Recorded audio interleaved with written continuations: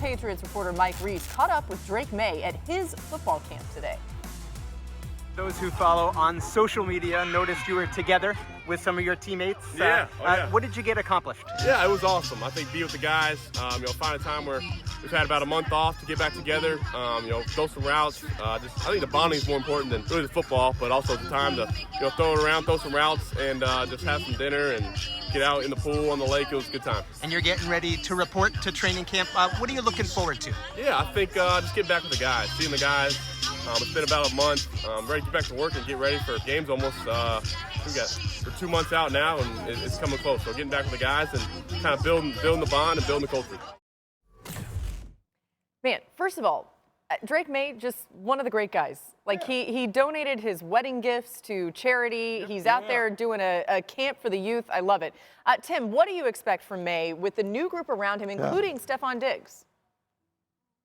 Listen, I don't want competition for leading the fan club, Laura. All right, you can leave that to me. That's my job. So here's the deal.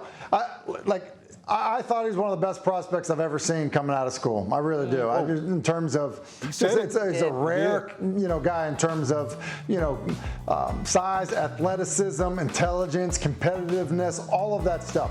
Found himself in a brutal situation his rookie year. Lack of talent around him. I just think in terms of how the organization was being coached, all of that stuff, it was like a reboot in year 2. And he gets the benefit of a great coach who I think is going to end up pulling the best out of him, both head coach and offensive coordinator, and Josh McDaniels. And then I think the help around him. So, the improvement in the talent. Now, look, one swing at it in terms of improving in an offseason is hard to fix everything in New England with where they were. But I do believe that the jump from year 1 to year 2 is going to be drastic for Drake Maye.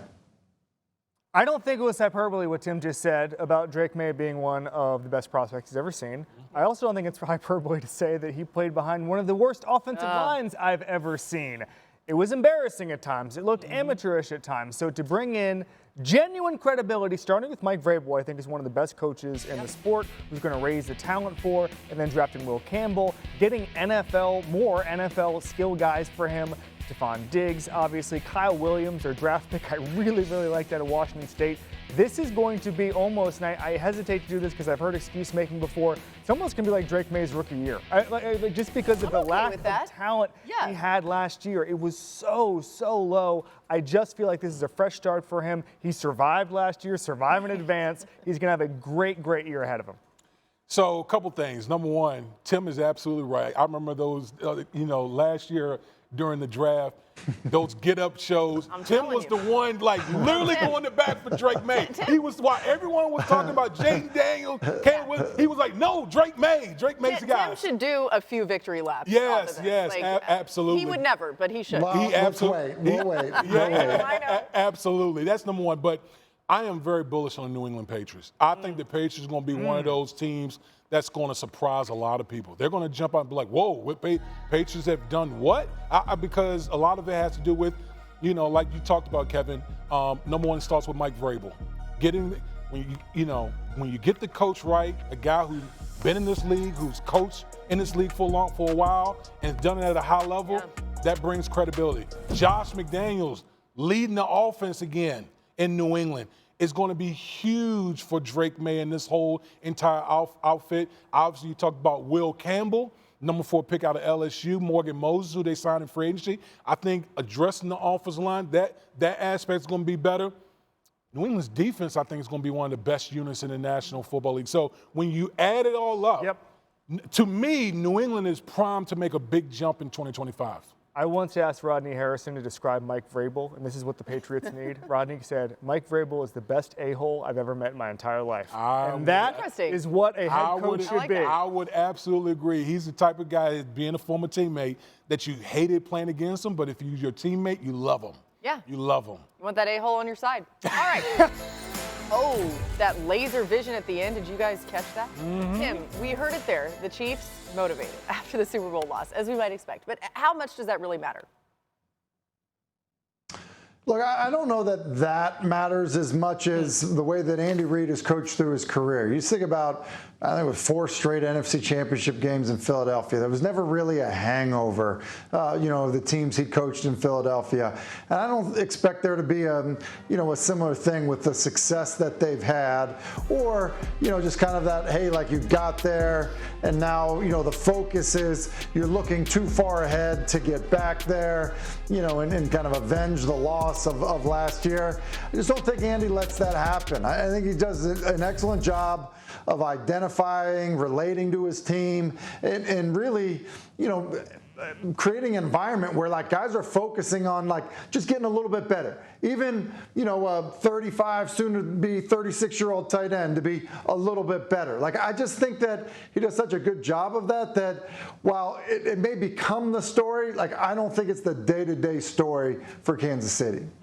I think some of the all-time great coaches, they understand, year to year, every team is different. And they don't allow what happened last year to affect what's going on this year. And Andy Reid is the same, the same way, in the same vein. With all the success that the Kansas City Chiefs have had over the years, I mean, you just think about it, he's able to reset it every year. Mm-hmm. Yeah, we won a Super Bowl. None of that matters.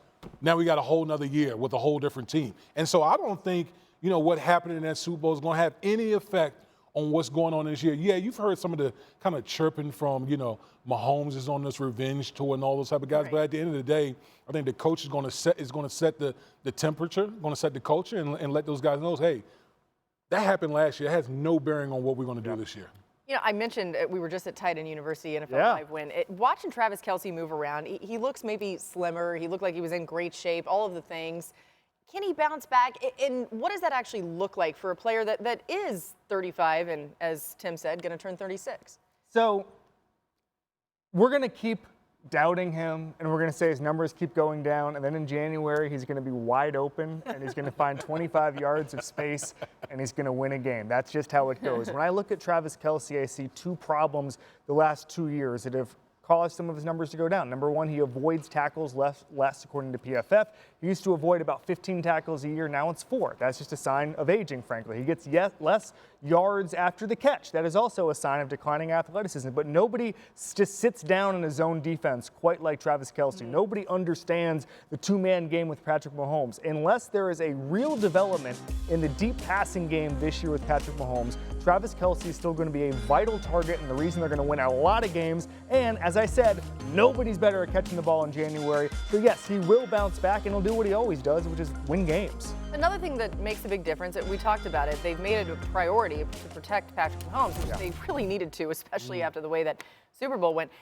The Joe Thuney trade left a big hole in the Chiefs O-line, right? All but one of Josh Simmons' 1,100 snaps at Ohio State, by the way, were at left tackle. Thuney made a living protecting Mahomes' blindside. Simmons, of course, their draft pick, did not allow a single pressure last season. You're seeing a little bit more about what that O-line will look like. D-Wood, what do you think about the changes to the O-line and how it'll really translate to the field? Yeah, listen, you're talking about Josh Simmons. He's a natural.